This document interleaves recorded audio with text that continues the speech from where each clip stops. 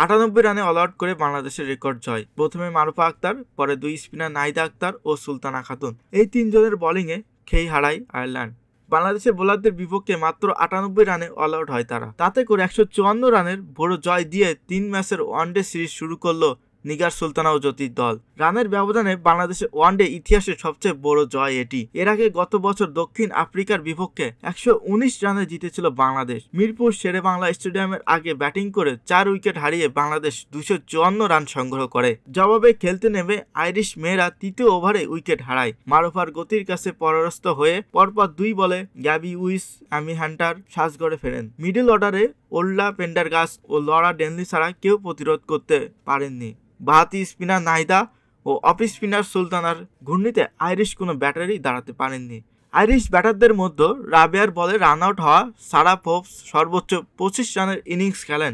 এর বাইরে ডেনলি 22 ও লুইস 19 রানের ইনিংস খেলেন। শুরুতে 4 ওভার করা পেসার মারুফ 1 ওভারেই নেন 2টি উইকেট। এরপর আর বোলিংয়ে আনা হয়নি এই পেসারকে। দুই স্পিনার নাহিদা ও সুলতানা প্রত্যেককে 3টি করে উইকেট নেন। এর আগে টস জিতে ব্যাটিংয়ের সিদ্ধান্ত নেন অধিনায়ক নিগার, সুলতানা ও জ্যোতি। দুই ওপেনার ফারজানা হক, পিঙ্কিং ও মুর্শিদা খাতুন মিলে মনস্তর শুরু করেছিলেন। কিছুটা স্লো ব্যাটিংয়ে ওপেনিং জুটিতে বাংলাদেশ 59 রান তোলে। 10 ওভারে 45টি বল ছেড়ে দিয়েছেন দুই ওপেনার। মুর্শিদা 61 বলে 38 রানে আউট হলেও আরেক ওপেনার পিঙ্কিং হাফ সেঞ্চুরি করেছেন। 110 বলে 61 রানের ইনিংস খেলেছেন তিনি। আউট হওয়ার আগে অবশ্য শারমিনের সঙ্গে 104 রানের জুটি করেন ফারজানা আউটের পর শারমিন ও অধিনায়ক নিগার মিলে দ্রুত রান তুলতে থাকেন। বিশেষ করে শারমিনের ইনিংস ছিল আগ্রাসী।